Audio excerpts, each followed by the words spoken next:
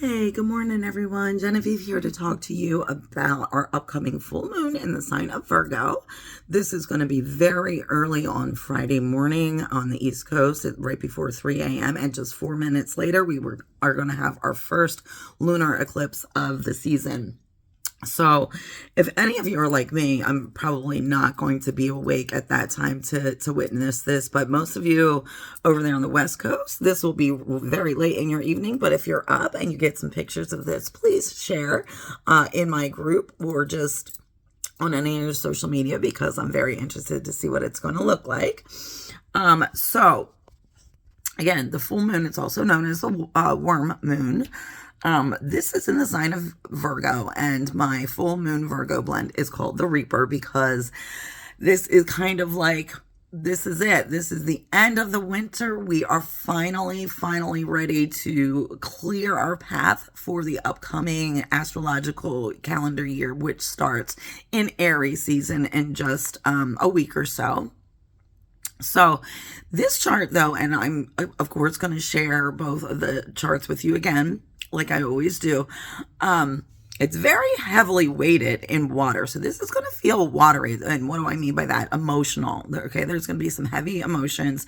Only 4 signs in earth, only 3 in air, 9 in fire. All right.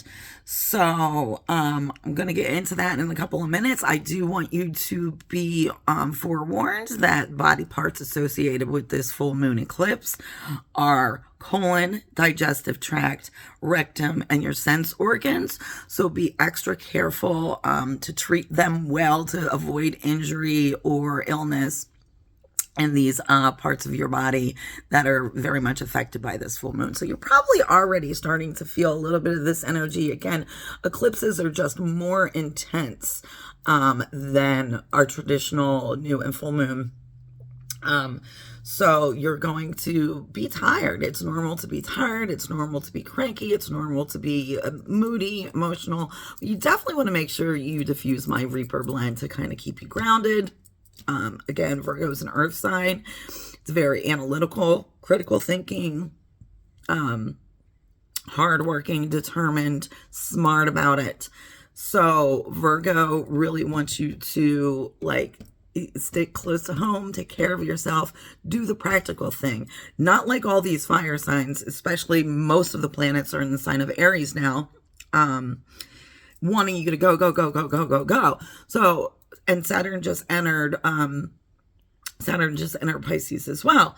So we are waking up with this kind of energy of that, okay, there are tasks I need to get done. I need to knock it off my list. And especially with Mercury now going retrograde the day right after this full moon in the sign of Aries.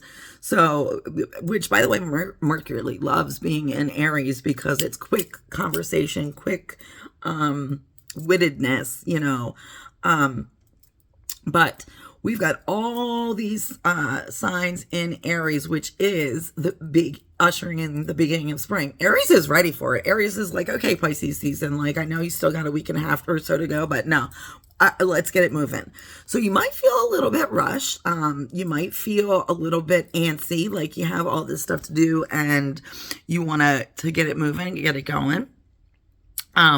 That water though, all of those signs in water, or all those planets in water signs you're going to, again, the moodiness, the emotions are going to bubble up. That's going to kind of like set you back a little bit. So definitely with all of this Aries energy, watch your tempers. Okay.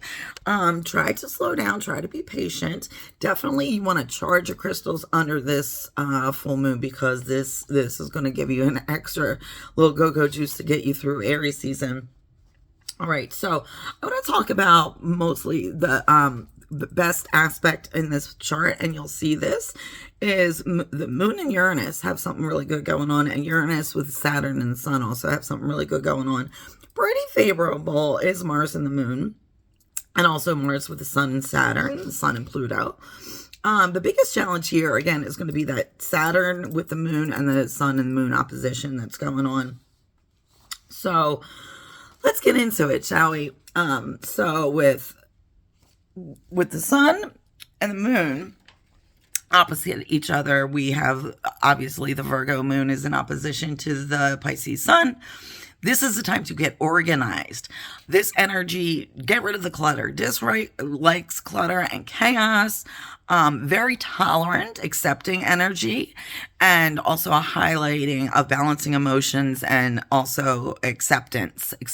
Acceptance of self, acceptance of other people's, that are different. Tolerance is a big word here. It also does kind of highlight conflicts with family members, especially those of the opposite sex, just like every full moon. All right. So we have the sun is trine Mars in Cancer. So this is going to give us a little bit of extra energy and competitiveness. It adds to that impatience, and but also very good for goal setting and completion of goals. We have Saturn conjuncts. The sun is conjunct Saturn in Pisces, which self-discipline, again, dislikes change and disruption, though, okay? It does not like anything that is out of the norm, but given the energy to overcome those obstacles as they arise. All right. So now we have the sun is sextile Uranus and Taurus. This is going to add to some independence, creativity, progressive thinking, and intuition. This energy really highlights people in the teaching, mentoring fields. And, so those careers and those professions are really highlighted. If you're looking to make a move in one of those fields, this might be a good time to start that process. So the sun is also conjunct Neptune in Pisces, which adds to some imagination, intuition, spirituality. Although this energy also kind of adds to a lack of structured thinking or disciplined actions throughout your day. Okay, so be on the guard for that. Now, the moon in Virgo is a sextile Mars in Cancer. So this leads to creative, practical, that problem-solving Virgo energy. Very open-minded, but serious thinking. All right, this is a good time. Also, people with this aspect, for a lot of earth signs, good time to host. So invite people to your home. Okay. Now, we do have that opposition with Saturn and Pisces. So this is going to lend to that difficulty in expressing feelings, hiding behind a mask. So much wants a stable home that will almost lie to themselves when it's not. Okay, so be on the guard for that. Be honest. Honesty is very important during this time. There is also an issue of maybe making too much busy work tasks, and in order to appear busier than what you are.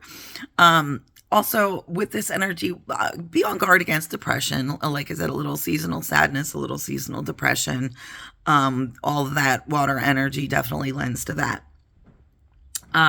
We do have a trine with Uranus and Taurus. This is going to lend, unfortunately, to those mood swings, also to a stubborn, unyielding nature, and very unconventional living.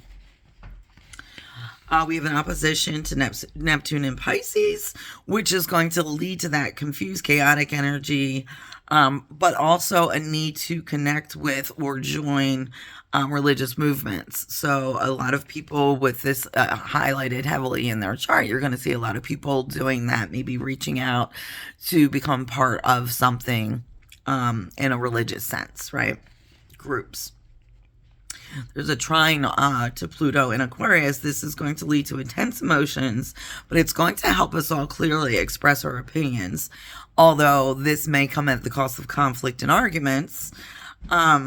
Also, watch out for this tendency under this full moon to manipulate others with your feelings or their feelings, okay? Be on guard against people who are going to do that. If that's you, tone it down. So Mercury is in Aries. I touched on this a little bit before. It's actually going to be going retrograde the very next day after the full moon. So this is going to lend to that quick and rushed energy. So we're thinking more in like Friday, Saturday, possibly Sunday. Quick and rushed energy, acting without thinking, very enthusiastic, lots of varied interests, but there's an impatience there. So you want to slow down, and Virgo is forcing Aries to slow down here. Goals take time. You can't just think something and then immediately it manifests. They take time and they take hard work, practice, and patience and determination. Right? So now with Venus going retrograde, and this Mercury is going to be conjunct with that, this is going to help lend with some mental balance, some clear self-expression, a little bit of difficulty expressing emotion, and almost too rational, to the point of excluding emotion as even a thought or something to be considered when decision making. And we all know that's not practical, right? Rational thinking is good, but we all have emotions and we all make decisions based on them at times, right? So not saying that you should do that all the time, but that's part of that intuition that you really need to hone in on, which Pisces really wants you to do. We really hope, now that we're coming towards the end of Pisces season, that you really honed in onto your intuition, started to learn to trust your gut and check yourself a little bit more, tune into your spiritual higher powers, or whatever it is, your third eye, your gut, whatever you want to call it. That's what the lesson that you would have learned, or we would hope that you would have learned through Pisces season. All right. So just a couple more aspects I want to talk about here. We've got Mars trine Saturn in Pisces. So this is going to lend a lot of help for those in entrepreneurial fields. This leads to a careful and consistent energy, tireless work. Not really good for taking risks. So this is not a time to go too far out of your comfort zone. Aries wants you to. Mercury in Aries wants you to. All these planets in Aries want to force you to take risks, but Mars in Cancer trine Saturn in Pisces says, no, slow down. Careful, consistent, tireless, continue just a little bit, day by day by day, plot along to get it done. All right. And excuse me, the last thing I want to talk to you about is Saturn in Pisces, sextile. Excuse me. Sorry, cough drop. Saturn in Pisces trine Uranus. This is going to lead to that practical originality and inventiveness, practical thinking, practical purposing. And Neptune in Pisces is also sextile Pluto in Aquarius.